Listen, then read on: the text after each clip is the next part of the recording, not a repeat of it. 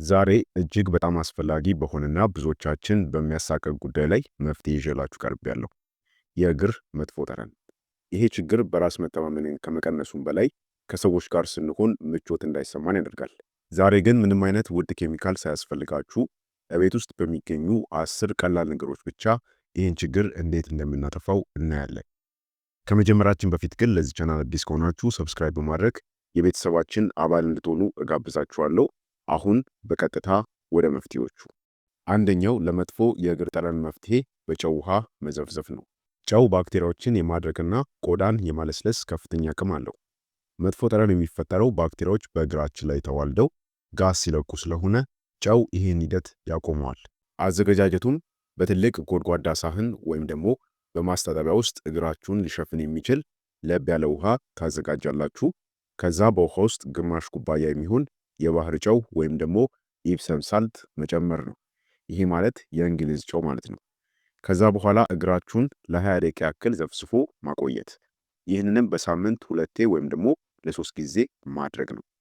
ጨው ከቆዳችን ላይ እርጥበትን ስለሚመጥ ባክቴሪያዎች የሚራቡበትን አካባቢ ያጠፋዋል።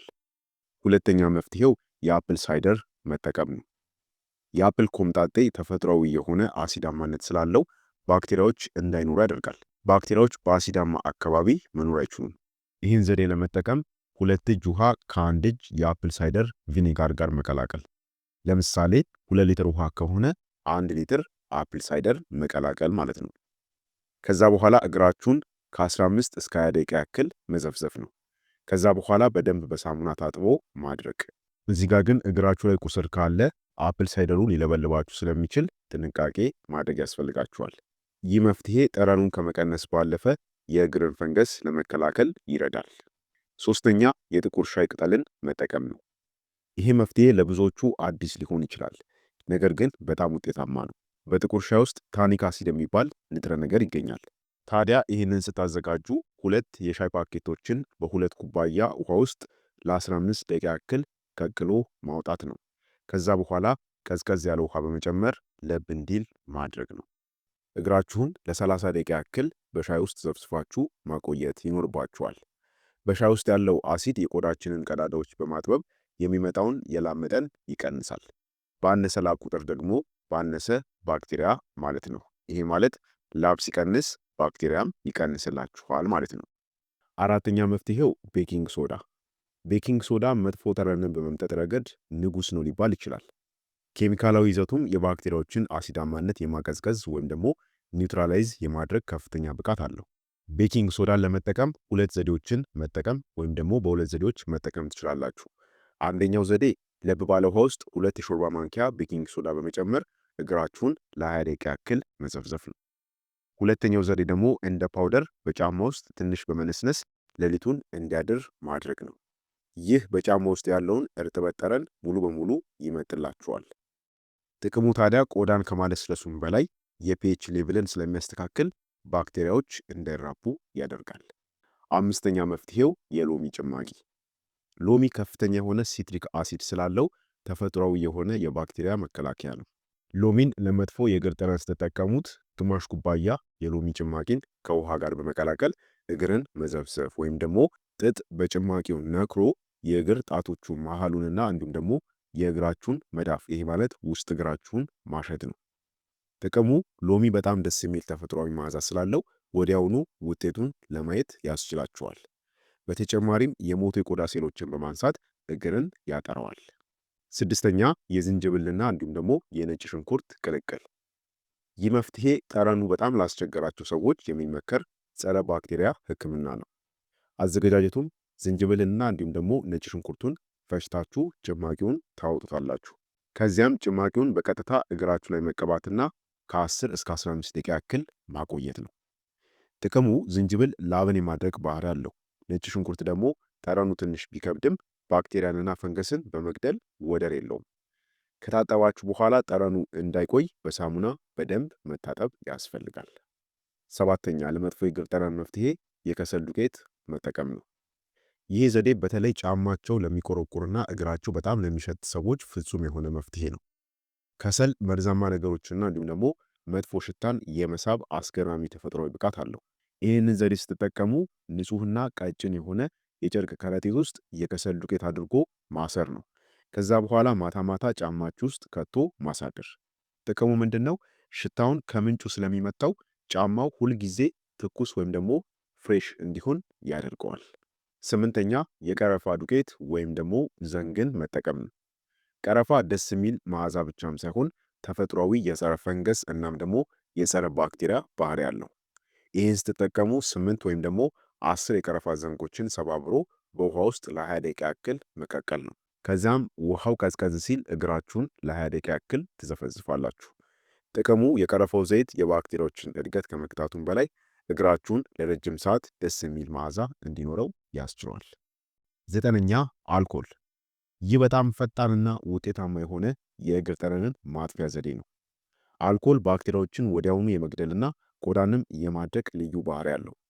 አጠቃቀሙ እንዴት ነው? ማታ ከመተኛታችሁ በፊት ጥጥ በአልኮል ነክራችሁ በእግር ጣቶቻችሁ መካከልና በመዳፋችሁ ላይ፣ ይሄ ማለት ውስጥ እግራችሁ ላይ መቀባት ወይም ደግሞ ማሸት ነው።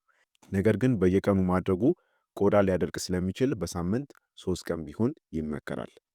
ጥቅሙ ምንድነው? በላብ ምክንያት የሚፈጠርን እርጥበት ያስወግድላችኋል፣ ባክቴሪያዎችንም ወዲያውኑ ያጠፋል። አስረኛ መፍትሄው እንዲሁም ደግሞ የመጨረሻው የሮዝመሪና የሰጅ ቅጠልን መጠቀም ነው።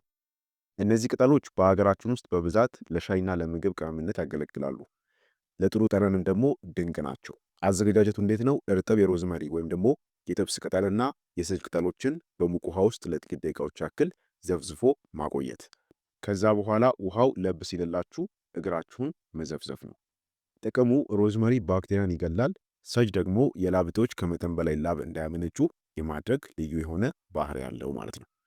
ስለዚህ እንግዲህ እነዚህን 10 መፍትሄዎችን በቤታችሁ ውስጥ ብቻ በምታገኟቸው ማቴሪያሎችና እንዲሁም ደግሞ በቤታችሁ ብቻ በምታገኟቸው መድኃኒቶች መጥፎ የእግር ጠረንን በዚህ መልኩ ማስወገድና ማስቀረት ትችላላችሁ ማለት ነው። እሺ ተመልካቾቼ፣ አሁን ያየናቸው እነዚህ 10 መፍትሄዎች በጣም ውጤታማ ናቸው። ነገር ግን እነዚህ መፍትሄዎች በምታደርጉበት ወቅት ውጤቱ ዘላቂ እንዲሆንና ጠረኑም ተመልሶ እንዳይመጣ ማድረግ ያለባችሁ 4 ወሳኝ ተጨማሪ ጥንቃቄዎች አሉ።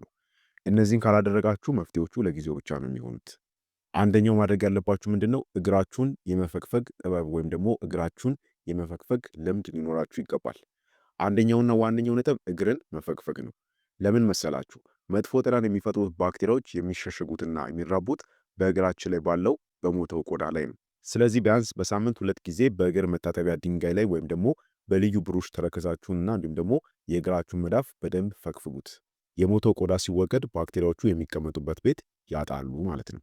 ይህም ተጨማሪ ማድረግ ያለባችሁ የመጀመሪያው መፍትሄ ነው። ሁለተኛው ደግሞ እግራችሁን ማድረቅ አለባችሁ። ይህ ብዙዎቻችን የምንሳሳተው ነጥብ ነው። እግራችሁን ከታጠባችሁ በኋላ ዝም ብላችሁ ካልሲ አታድርጉ። በተለይ በጣቶቻችሁ መካከል ያለው ቦታ በደንብ ደረቅ መሆኑን አረጋግጡ። ባክቴሪያ እርጥበትና ሙቀትን ይወዳል። ስለዚህ ቦታው እርጥብ ከሆነ ለባክቴሪያዎቹ ግብዣ እንደጠራችሁላቸው መቁጠር አለባችሁ። በንጹህ ፎጣ ወይም ደግሞ ካስፈለገም በፀጉር ማድረቂያ በደንብ እግራችሁን ማድረቅ አለባችሁ። ሶስተኛ ደግሞ የጫማና የካልሲ ምርጫችሁን አስተካክሉ። ሌላኛው ነጥብ የምታደርጉት ካልሲ ነው። በተቻለ መጠን 100% ከጥጥ የተሰሩ ካልሲዎችን ብትጠቀሙ ተመራጭነት አላቸው። ናይለን ወይም ደግሞ ፕላስቲክነት ያላቸው ካልሲዎች አየር አያስገቡም፣ ላብም ደግሞ አይመጡም። ሌላው ደግሞ አንድ አይነት ጫማ ዛሬ ካደረጋችሁ ቢያንስ ለ24 ሰዓት ያክል እረፍት ስጡት። ይህም ጫማ ውስጥ ያለው እርጥበት ሙሉ በሙሉ እንዲደርቅና ጠረኑም እንዲጠፋ ያደርጋል። አንድን ጫማ በተደጋጋሚ ማድረግ የለባችሁም። አራተኛውና በስተመጨረሻ ማድረግ ያለባችሁ የጥፍር ንጽህናችሁን መጠበቅ ነው። በመጨረሻም የእግር ጥፍራችሁን አዘውትራችሁ መቆረጥና ማጽዳት እንዳትረሱ። በጥፍር ስር የሚጠራቀሙ ቆሻሻዎች ለመጥፎ ጠረን መፈጠር ትልቅ የሆነ ምክንያት ናቸው። ጥፍራችሁን ስትቆርጡ ቀጥ አድርጋችሁ ቁረጡት። ይህም ጥፍር ወደ ውስጥ እንዲያድግና ለባክቴሪያም መራቢያ እንዳይሆን ይከላከላል። ስለዚህ እነዚህን ተጨማሪ መፍትሄዎችን ከእግር ማጥፊያ ጠረኖች በተጨማሪ ማድረግና መተግበር ይጠበቅባችኋል ማለት ነው። እንግዲህ እነዚህን 10 መፍትሄዎችና አሁን የነገርኳችሁን ተጨማሪ ምክሮች ካጣመራችሁ የእግር ጠረን ለእናንተ የጥንት ታሪክ ነው የሚሆነው። ከዛሬ ጀምሮ በራስ መተማመናችሁ ተመልሶ በማንኛውም ቦታ ጫማችሁን በኩራት መውለቅ ትችላላችሁ። ቪዲዮ ጠቃሚ ሆኖ ካገኛችሁት ለጓደኞቻችሁ ሼር አድርጉት። ጥያቄ ካላችሁም ወይም ደግሞ የትኛው ዘዴ ይበልጥ እንደጠቀማችሁ ኮሜንት ላይ ጻፉልኝ። ስለተከታተላችሁኝ አመሰግናለሁ። በሚቀጥለው አስተማሪ የጤና ቪዲዮ እስከምንገናኝ በጤና ቆዩልኝ። ቻው።